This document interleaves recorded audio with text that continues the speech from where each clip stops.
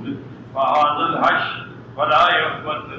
امام مالک فرماتے ہیں کہ حش کا معنی یہ ہوتا ہے کہ آدمی اپنی لکڑی کا جو آگے سے سرا ہوتا ہے اس کو ٹہنی میں پھنسا کے اس کو ہلائے، لیکن ٹہنی کو توڑے نہیں۔ جب ہلائے گا تو اس کے پتے بھی گریں گے اور اس کا پھل جو ہے وہ بھی گرے گا، اس کو حش کہتے ہیں۔ لیکن لکڑی کو ہی توڑ ڈالے گا، ان کی شاخ کو ہی توڑ ڈالے، اس کو توڑنا نہیں ہے۔ ادا قال میمون بہران ایدن وقول ولیبی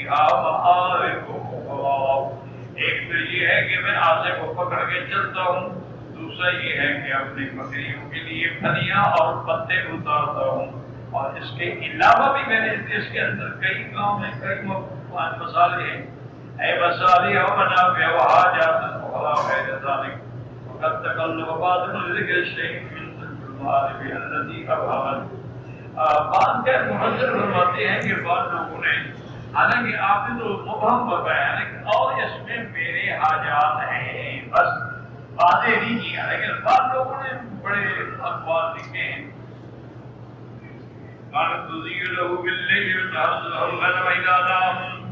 کہتے ہیں کہ وہ لکڑی ہوتی نا اور رات کو ان کے لیے لائٹ کا کام دیتی تھی، اور جب آخری عمر پہرا دیتے۔ یہ بات ہی کچی ہے، اگر ایسی بات ہوتی تو آپ آگ دیکھ کے روشنی دیکھ کے آگ لینے کیوں جاتے؟ وہاں ہے کہ روشنی نہیں تھی، اگر لکڑی میں روشنی ہوتی تو وہاں جا کے ڈھونڈنے کی کیا ضرورت ہوتی؟ بس مفسرین بھی قول نقل فرما دیتے ہیں، اللہ اپنی کاموں پہ کروڑوں رحمتیں فرمائے، وہ جو بھی بات آتی ہے وہ ذکر کر دیتے ہیں، چاہے وہ غلط ہو یا پھر جو کچھ بھی اور کہتے ہیں وہ لکڑی میں زمین میں گاڑ دیتے تھے، بس درخت بن جاتا تھا، اپنا سایہ بھی ہو جاتا تھا، اس کے نیچے وہ بیٹھ جاتے تھے وغیرہ ذالک الامور الخارقۃ للعادۃ انھا لم تکن کذالک۔ اب مفسر فرماتے ہیں کہ سچی بات یہ ہے کہ سب باتیں غلط ہیں۔ ولو کان کذالک ہمارے سرکم موسیٰ علیہ السلام سے صافان وما کان یقذ منھا حاربا، اگر یہ باتیں ہوتی کہ روشن بھی ہو جاتا، یہ درخت بھی بن جاتا، بکریوں کی پہنا داری بھی کر لیتا، پھر موسیٰ علیہ السلام ڈر کیوں جاتے جب اس کو سانپ بنتے ہوئے تھے؟ وہ تو جانتے بھی یہ جس میں طرح چیزیں ہوتی ہیں، لہٰذا یہ اقوال ایسی ہیں جن کا کوئی اعتبار نہیں ہے۔ وما کان یقذ منھا حاربا ولکن کل ذلک من اخبار اسرائیلیہ، یہ ساری روایات جو ہیں اسرائیلی روایات ہیں۔ وقضا قول بعض منا کان آدم علیہ السلام، بات کہتے ہیں یہ آسا جو تھا حضرت آدم کا تھا، پھر حضرت ادریس کے پاس آیا، چلتے چلتے حضرت شعیب کے پاس آیا، حضرت شعیب نے حضرت موسیٰ، یہ بھی ایسے بات ہے، اس کی بھی کوئی حقیقت نہیں۔ وقولنا انا الدابۃ الذی اتخذ قبل یوم القیامہ، اور بعد نے کہا کہ یہی آسا جو ہے نا قیامت سے پہلے یہ جانور کے بن کے ظاہر ہوگا۔ ماشاء اللہ یہ بھی سب ایسی روایات، اصل بات یہ ہے، یاد رکھو ایک مسئلے کو سمجھنے کی کوشش کریں کہ جتنی فرق کی باطلہ ہوتی ہے اور سب سے بڑا جو فتنہ ہے وہ فتنہ ہی ہوگا۔ جتنی بھی فرقے پیدا ہوئے ہیں، روافض پیدا ہوئے، خوارج پیدا ہوئے، معتزلہ پیدا ہوئے، کرامیہ پیدا ہوئے، قدریہ پیدا ہوئے، مشبہہ پیدا ہوئے، سارے کے سارے کی بنیاد یہ ہوگی۔ تو ان کا مقصد کیا تھا کہ دین اسلام میں ایسی ایسی باتیں داخل کر دیں کہ آنے والی نسلیں جو ہیں وہ پڑھ کے دین سے منحرف ہو جائیں یا بالکل راستے سے آئیں۔ اس لیے یہ بھی ان کی سازش کا ایک حصہ کہ وہ کتابوں میں ایسی روایات جو ہیں، اب دیکھیں نا حضرت پیر عبد القادر جیلانی رحمۃ اللہ علیہ انتہا درجے کے موحد تھے، پکے وہ ہیں، حنبلی المسلک تھے، جو یہاں کے علماء اور ائمہ کا عقیدہ ہے نا، یہی عقیدہ تھا پیر عبد القادر جیلانی۔ وہ تو حنبلی تھے، حنبلی المسلک تھے، اور ساری زندگی انہوں نے تصوف کے علاوہ رد بدعت میں اور رد شیعت میں کام کیا۔ اب دشمنوں نے کیا کیا، شیعہ نے کیا چلاکی کی کہ ان کی کتاب غنیۃ الطالبین کے اندر تصوف کا باب ہے، اس میں ایسی ایسی باتیں داخل کر دی، نعوذ باللہ نعوذ باللہ، کہ لوگ یا تو منکر ہو جائیں گے کہ جی رہا ہے، یا پھر اندھے معتقد ہو کے ان کی قبر پہ سجدے کریں گے. دو فائدے ہوتے ہیں نا جی. ایک انہونی بات جب ہوگی تو باہر یا تو بات آدمی کا یار یہ کیسے ہو سکتا ہے، اس کا معنی یہ ہے کہ پیر ہی نہیں ہے، جھوٹ بولتا ہے نعوذ باللہ. اور بعد ایسے اندھے معتقد ہو جائیں گے کہ سب کچھ عبد القادر کے ہاتھ میں ہے، لہٰذا اس کی قبر پہ سجدے کریں. یہ سازش اور اس کی ابتدا یہود سے ہے اور انتہا شیعہ ہے. اسی طریقے سے اب آپ کے دور میں جو کتنے پیدا ہوئے ہیں جو قرب پہ نظر ڈالے قادیانی پیدا ہوا، اس نے بھی تو یہی کیا نا کہ قرآن کی آیات کی تحریف معنوی کر ڈالی.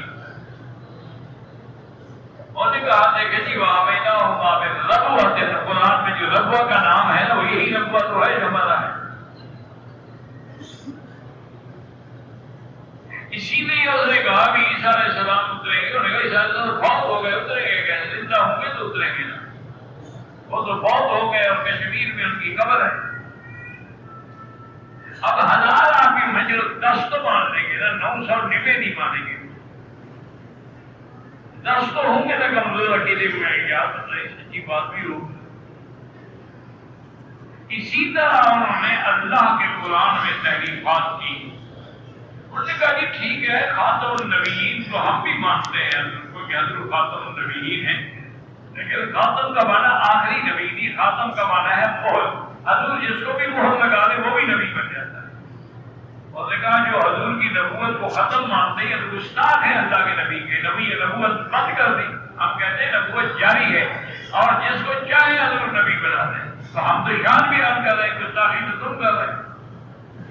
دیکھو کیسے انہوں نے کہا. اچھا عام آدمی دھوکے میں بھی آ سکتا ہے، جو پڑھا لکھا ہو چاہے اس کو کہتا ہے کہ جب حضرت نے بتوا دیا کہ خاتم النبیین کا معنی ہے کہ لا نبی بعدی، میرے بعد کوئی نبی نہیں ہوگا، بات ختم ہوگی. اونچی والا بہت بڑا قصہ ہی تھا.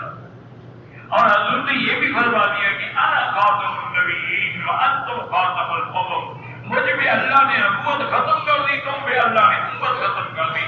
میرے بعد نبی کوئی نہیں، تمہارے بعد امت ہوگی. یہ بھی وضاحت کر.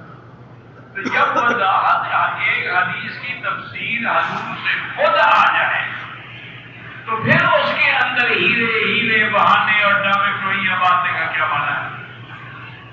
اس لیے ہمیشہ آج اسی طرح کتنا پرویزیت ہے. اور کہا دیکھو جی اللہ نے ہمیں قرآن بھیجا ہے کہ نہیں بھیجا. حضرت عمر نے نہیں فرمایا تھا کہ حسبنا کتاب اللہ، اللہ کا قرآن ہمیں کافی ہے. اب یہ مولویوں نے 6 قرآن اور بنا کے ہمیں دے دیے ہیں کہ یہ سیاستہ ہے، 6 کتابیں ہیں، یہ بھی پڑھو، ان پر بھی مان لیا. ہم تو قرآن بھی مان رہے ہیں. ایک ہے یہ تو 250 سال بعد لکھی گئی، اس کا کیا اعتبار ہے. پرویز نے ایک ایسا فتنہ پھیلایا دنیا میں کہ بڑے پڑھے لکھے لوگ جو تھے نا نعوذ باللہ وہ بھی اس کی لپیٹ میں. منکرین حدیث کا مکمل ایک گروہ ہے. آج بھی ہے، آج بھی دنیا میں موجود ہے. انہوں نے بھی یہی چالاکیاں کی کہ بھی جب قرآن اللہ نے بھیج دیا ہے اور قرآن میں ہر چیز موجود ہے، تفسیر لکل شیء ہے، تو پھر ہمیں سیاست کی یا بخاری اور مسلم کی حدیثوں کی کیا ضرورت ہے. اور قرآن نے تو اللہ نے اتارا ہے، یہ تو مولویوں نے لکھی ہے، ان کا کیا اعتبار ہے. اور 250 سال کے بعد لکھی گئی، نہ انٹرنیٹ تھا، نہ کمپیوٹر تھا، نہ ریکارڈ تھا. کیسے حضور کی حدیث محفوظ رہ گئی کہ ان کو لفظ بھی یاد ہے. لوگوں کے دماغ میں کتنے آگے کتنے لوگ ہیں نعوذ باللہ جو حدیث کا انکار کر بیٹھے. اور حدیث کا انکار جو ہے وہ قرآن کا انکار ہے، بندہ کافر ہو گیا. اس طرح قادیانیت کا فرقہ ہے، اسی طرح پرویزیت کا فرقہ ہے، اسی طرح آج کل ایک قامتیت کا فرقہ ہے. اور ایک نیا مفسر پیدا ہوا ہے جو قرآن کی اپنی تفسیریں بیان کرتا ہے. جو زندہ ہیں ان کے لیے تو دعا کرو اللہ مفید ہے. یہ بڑے کام کے لوگ تھے لیکن بس راستے سے بڑے. اصل میں ان کا بڑا مطالعہ بھی تھا، قوت استدلال بھی تھی، لیکن اللہ کی شان ہے یہاں اللہ اور دین کی شان جس کو اللہ چاہے ہدایت. من يضلل الله فلا هادي له، جس کو اللہ گمراہ کرے اس کو کون کرے. اب دیکھیں نا کہ مکے والے جو حضور کے قریب تھے وہ گمراہ ہو گئے جہنم کے سردار بنے، اور حبش سے آنے والا بلال جنت کا سردار بنا۔ یہ خدا کی مرضی ہے۔ اسی لیے اقبال نے کہا تھا بلال الحبش صہیب الروم، کہ بلال حبش سے آیا، صہیب روم سے آیا۔ ابو جہل سے مکہ ہی جب النجبی، مکے میں پیدا ہوا، زمزم کی گھٹی لگی اور جہنم کا سردار۔ یہ اللہ کا نظام ہے، جس کو چاہے وہ ہدایت عطا فرمائے اور جس کو چاہے وہ راستے سے بھٹکا دے۔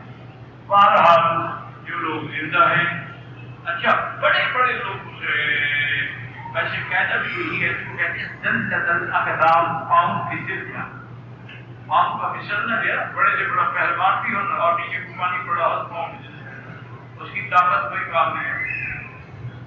اس کو بھی کہتے ہیں زلزلۃ الاقدام، کہ بڑے بڑے علم والے جو تھے وہ بھی پھسل گئے راستے سے۔ تو یہ ہوتا ہے، اور ہوتا بھی یاد ہے کہ انہیں لوگوں کو ہے جو عالم ہے۔ جاہل کیا پھسلے گا؟ جاہل بھی جانے نہیں کون سا پھسلنا ہے، اس کو کون سے مسئلے آتے ہیں کہ بھٹک جائے گا۔ بہت امام غازی نے ایک جج سے پوچھا تھا، اللہ کو مانتے ہو؟ کہا مانتا ہوں، اللہ ہے۔ اور نے کہا کہ دلیل ہے تمہارے پاس؟ ڈنڈا نکالا، لگا دلیل پوچھتا ہے مولوی، سر پھاڑ دوں گا دوبارہ، یہ دلیل ہے۔ امام غازی نے کہا یار تمہاری دلیل واقعی بڑی بڑی، اس دلیل کا توڑ ہی کوئی نہیں۔ اور نے کہا دلیلیں مانگتے ہو خدا پر، ابھی من میں دکھاتا ہوں۔ ڈنڈا نکال حضرت بھاگے، تو انہوں نے کہا کیا ہے؟ میں نے کہا بس تمہاری دلیل پکی ہے، مجھے سمجھ آ گیا مسئلہ۔ اس لیے ہمیشہ یاد رکھیں کہ بھٹکتے بھی کہ دیکھیں سر سید کتنا بڑا آدمی تھا، کتنا اس نے مسلمانوں کے لیے خدمت کی، کتنے بڑے بڑے کالج بنائے تاکہ مسلمان نوکریوں میں پیچھے نہ رہ جائیں، خود بھٹک گئے۔ تفسیر قرآن میں نعوذ باللہ ایسی غلطیاں کی، حتیٰ کہ پھر تو نماز کا بھی انکار کر دیا۔ اور کہا نماز کیا ہے؟ ایکسرسائز ہے۔ رسول کے زمانے میں چونکہ اور کوئی ایکسرسائز نہیں ہوتی تھی، اب ہمارے پاس کئی انڈور آؤٹ ڈور ایکسرسائز ہے، اب نماز کی کیا ضرورت ہے؟ اور کتنا بڑا آدمی اور کتنی بڑی غلطی کر کے اللہ محمد فرمائے بہت ہو گئے، اللہ بخش۔ مودودی صاحب کتنا بڑا آدمی تھا، کتنی بڑی کتابیں لکھی، کتنی دنیا کو ان کے ذریعے سے دین کے ساتھ لیکن نجم کا انکار کر رہے۔ امین حسن اشراحی کتنا بڑا آدمی تھا، تدبر قرآن جیسے تفسیر کی میری بھی ملاقات ہوئی، نجم کا انکار کر رہے۔ اسی لیے ڈاکٹر اسلام نے ان کو چھوڑا کہ جب تم ایک رجم کا مسئلہ جو منصوص ہے، قطعی دلالت ہے، حضور نے رجم کا عمر کیا ہے، صحابہ نے رجم کیا، انکار کرتے ہو؟ آج کے بعد ہمارے ساتھ کوئی ضرورت نہیں، بڑے بڑے علماء سب چھوڑ گئے۔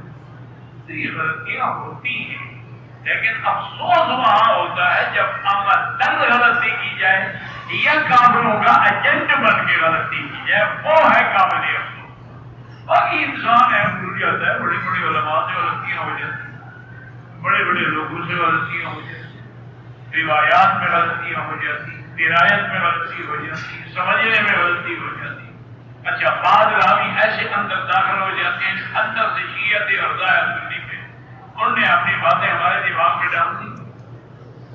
اس لیے ہمیشہ کوشش کیا کریں کہ اہل حق کے ساتھ اپنے عقل پہ بھروسہ نہ کیا کریں۔ قرآن پڑھنا ہے تو علماء سے پڑھیں، حدیث پڑھنی ہے تو علماء سے پڑھیں۔ آپ نے لیبر بنانا ہو سنار کے پاس جاتے ہیں، لوہے کا کام کرانا ہو تو لوہار کے پاس جاتے ہیں۔ قرآن اور حدیث کے بھی علماء کے پاس جب تک نہیں جائیں گے بھٹک جائیں گے۔ اپنا عقل لڑاؤ گے تو پھر راستہ نہیں ملے۔ اسی لیے آپ دیکھیں نا کتنی باتیں ہو گئی، جو روشن ہو جاتا تھا وہ درخت بن جاتا تھا، وہ بکریوں کی حفاظت کرتا تھا، اور حالت یہ ہے کہ جب نقصان پڑا تو اسے ڈر گئے۔ اس معنی یہ ہے کہ ساری روایات غلط ہیں۔